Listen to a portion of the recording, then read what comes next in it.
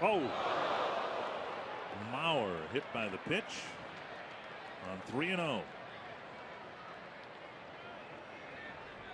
And that ball hit him in the back. That pitch wasn't even close, and Ron Gardenhire is not happy about that at all, because a guy like Oswald, who has very good command and always has, misses his target by about 3.5 feet.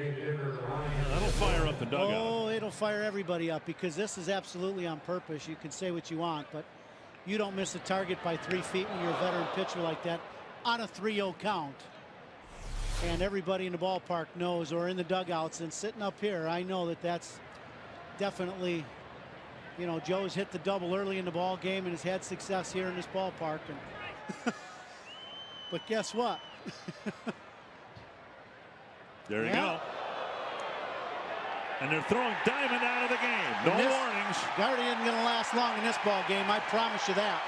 Because Wally Bell had his chance to do something and at least warn the guys, and he did not, and I told you that. Wally Bell's the right guy to have. He didn't warn him, but because that ball went behind Hamilton's head, he throws Scott Diamond out of the ball game. 3-0. You can read his lips.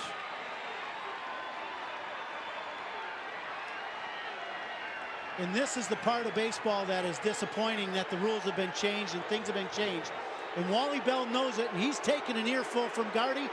And Wally Bell's been around this league a long time, and he's just doing what the league has told him, but he knows that he's wrong. Wally Bell, I promise you, knows at home plate that what's going on right now is old school baseball in the way it should be played, and he's not able to do what he wants to do. I promise you that. Hamilton coming up to Mauer, and had a good time in Kansas City at the All-Star game, didn't we? Wally Bell mask off, Joe keeps the mask on. Everybody knows what's going to happen.